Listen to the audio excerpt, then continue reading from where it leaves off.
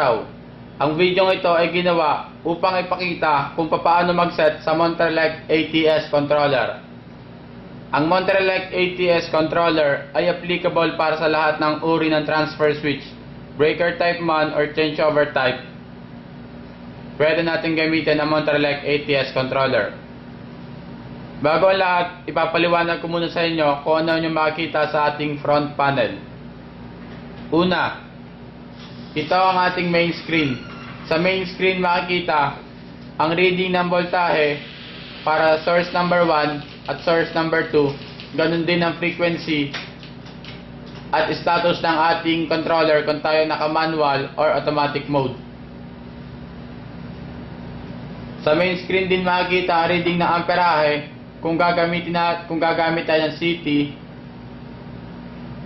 Makikita natin ang power factor, total kVA, date, time, at yung mga indications kung mayroon tayong mga abnormality sa ating system. And then para sa keypad, ito is ginagamit natin as cursor para sa pag-set ng ating mga settings. And then itong keypad na to para makapag-enter tayo sa ating parameter settings at the same time ginagamit siyang enter key. And then this one ginagamit natin siya para sa manual mode, and then this one para mag automatic mode. So pindutin lang natin yan natin kung gusto natin ng automatic mode, then manual mode.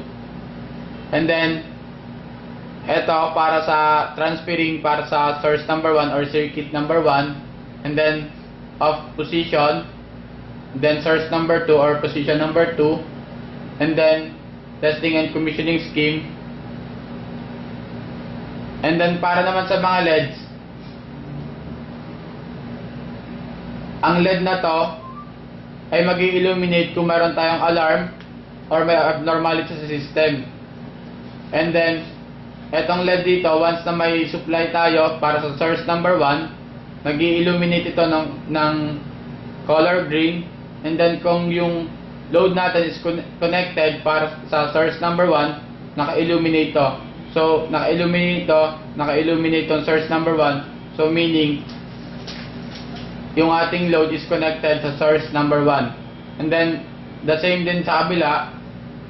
Kung ito naka-illuminate, ibig sabihin may source tayo ng number 2. And then kung ito naka-illuminate, connected yung load natin sa source number 2. So para mag-enter sa parameter settings, gaya sinabi ko kanina, gagamitin natin ang keypad na ito. So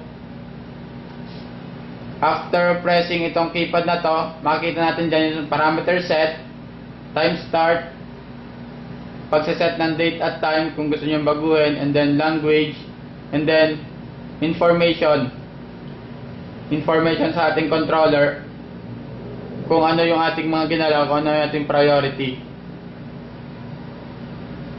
So ulitin natin, press this button and then parameter set para makapag-enter tayo sa ating setting menu. And then input the password. Ang default password natin, factory default is 1, 2, 3, 4. So enter, 2, enter. So napasok na natin ang ating settings menu. So dito na tayo magsisimula ng pagsiset ng ating mga time delay at kung ano pa mga settings na pwede nating set. So una, normal delay ng source number 1. Ito ay ang delay kapag ang source number 1 ay nagkaroon na ng supply pagkatapos ng power outage or abnormality sa supply. Halimbawa, ang ating load ay konektado sa source number 2. Ang ating load ay konektado sa source number 2, and then ang priority source natin is source number 1. Since wala tayong source number 1 and then available yung source number 2 natin, so konektado yung load natin dito, and then at the moment na magkaroon to ng source, magkaroon to ng supply, yung ating time na sinet dito, which is 10 seconds, after 10 seconds, magbabato yung controller ng signal para i-transfer yung load sa source number 1 kasi nga mayroon tayong supply dito at ito ang ating priority. So para naman sa pangalawa, abnormal delay ng source number 1, mayroon tayong supply para source number 1 and then connected yung load natin dito. So once na mag-brown out or mawala yung power natin, magbibilang pa yung ating time na sinet dito, yung time delay na sinet natin dito is yung time na magbibilang yung controller para naman magbato ng signal para i-transfer yung load sa source number 2 kung available na yung voltahe para source number 2.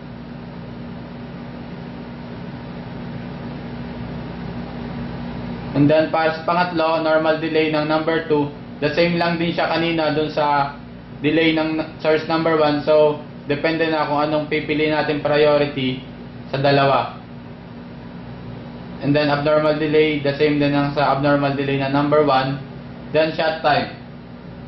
Ang shut time, ito ay may kinalaman sa ating close output contacts. So ang ating contacts para yung close output para sa position 1 at position 2 is normally open. Dry contact siya na normally open. So kung mag-set tayo dito ng 5 seconds and then after 5 seconds i-close niya, ilalatch niya yung output contacts kung para sa position 1 at position 2 kung alin man yung ating i-close, and then after 5 seconds bibitaw siya, yung normally open is magiging normally open na rin. And then kung iset natin siya ng 0, yung ating close output para sa dalawang to is mag-hold. So hold lang yung contacts niya, hindi siya bibitiw. Then break off time, ito naman may kinalaman sa pag-transfer ng ATS para sa off position. So kailangan yung settings natin dito is halimbawa nasa position 1 tayo and then papunta sa 0, papunta sa off position. So kung ang isang cycle natin ng position 1 papunta sa off is 3 seconds and then yung break off time natin is 5 seconds, kailangan nakuha na ng ATS yung ating isang cycle ng transferring para sa off position bago pa bumitiw yung ating contacts para sa break off, para sa pag-off. Then transfer interval, ito naman yung time delay na magre-rest yung ating ATS sa off position. Halimbawa, nasa position number 1 tayo.